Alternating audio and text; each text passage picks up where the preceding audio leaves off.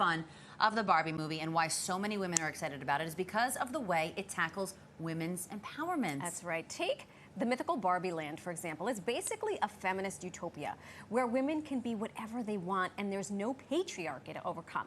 So today we want to talk about the impact the movie will have on women and the ways they can similarly take up space unapologetically in their own lives. Joining us live this morning is Eliza Vancort. She is a speaker, podcaster, and author of A Woman's Guide to Claiming Space.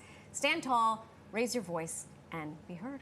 Eliza, welcome to New York Living. Thank you so much for having me. I'm really excited to be here, and I love your outfits. Oh, thank you. She was saying she's not a fan of pink.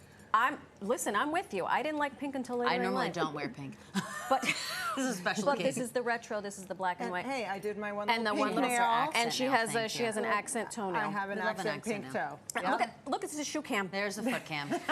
Eat your hearts out. So before we talk about all things Barbie, what does women's empowerment look like or mean to you in the current year, in 2023? Well, to me, women's empowerment is claiming space. Yeah. And claiming space is simply living the life of your choosing unapologetically and bravely. Yeah. Your choices are yours and your life is yours. I like that. I like Sounds this idea beautiful. of taking up space. Sounds beautiful. How do you do it? Yeah. Well, Let's get down to brass. well, actually, in my book, I talk about 5 different ways to do it. When I was trying to write this, I was thinking, what is that one thing? The one thing that makes you empowered? And I realized, like in life, there's never one thing. It's never that easy. Things. So there are 5 things, and it really is just your body and your voice, being empowered, networking with other women, making sure your baggage isn't holding you down, defending yourself against people who would really pull you down, and making sure that you're pulling other women up with you. Yeah. Find the tribe. You got to Find lift your them tribe. up, but they also have to lift you up. That's right. That's right. It's very symbiotic. Okay, like so you've seen the new movie. Yes. Did you love it, hate it, indifferent? I didn't expect to like it as much as I did. I am deeply, deeply obsessed with it. Yeah. Wow. You're not the And this is first. someone who doesn't like pink? That's right. You're not the. I also have a friend who was like, I didn't play with Barbie. I didn't get Barbie. She saw the movie. She was like, I'm going back to see it again. Oh my God. Oh yeah. Especially she's the mother of 3 girls, and apparently, without any spoilers, there's a speech at the end that apparently brings tears to the everyone, house. to the dream house, to the Barbie dream house. The audience, you could have heard a pin drop. Wow. And women, the amazing thing was women sat in the theater afterward. They didn't leave. It was unbelievable. They had to kick a lot of us out. People were just sitting. There was a young woman next to me I've never met in my life, and she sort of grabbed me and we just started talking. Why do you think that is? Why the pause? Why the sudden desire to stay for more? Or were you all processing? I think we were processing, but you know what she said to me, which was so brilliant, is she said, you know, it doesn't, she was a young African-American woman. She said, it doesn't matter what race you are. It doesn't matter how old you are. It doesn't matter your background. We're all women. And this experience impacts all of us. And this, for me, was just seeing it on the screen for 2 hours.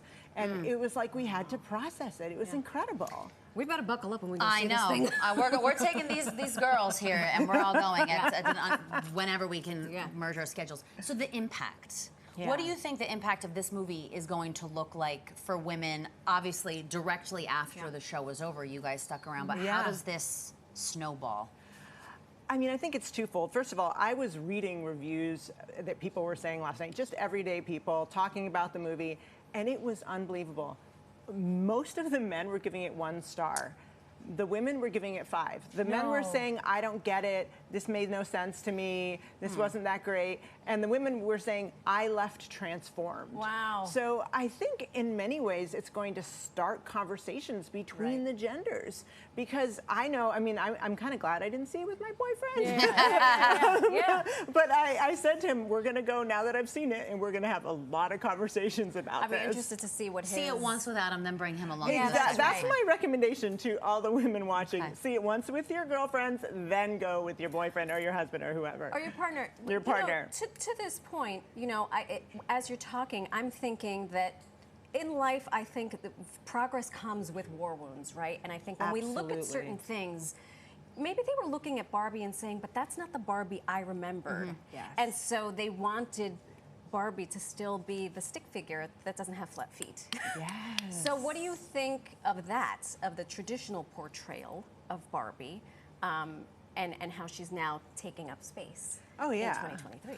Well, I mean, traditionally, Barbie obviously was a tall, thin, blonde-haired, blue-eyed white woman. Yeah. I mean, I wasn't that. I looked at that woman and I said, I could never be that, and I didn't relate to Barbie. You know, and there are a lot of us who didn't relate to Barbie, and we kind of maybe secretly wanted that because it just was the standard.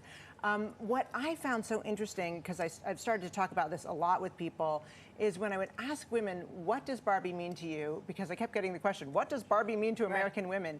And what it is that it doesn't mean one thing.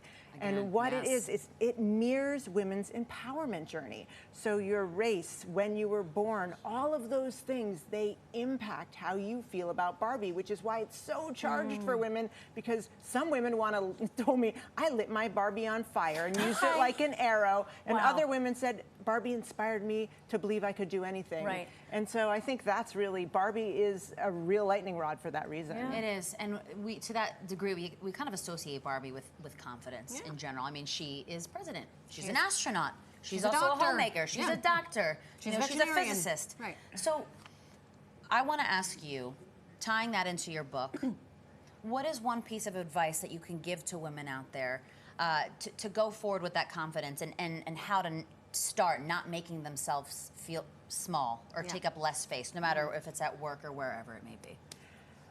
Well, here's something that I notice women do a lot. Women are taught to be caretakers in our communication. So if somebody's making us feel bad, we often do something called confirmation nodding, which is they go, because we're trying to make people feel good. So people are saying, I'm not happy, and we go, If somebody's going after you and you're uncomfortable, you don't have to nod in agreement. Keep your head still, don't blink, don't smile, and just look at them. Ooh. You don't have to confirm that what they're saying about you is true or that you deserve that treatment.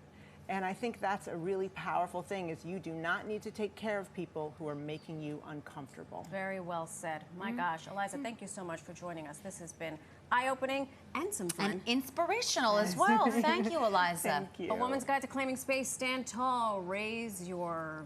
I can't read that far. Raise your voice. Raise your voice. And be heard.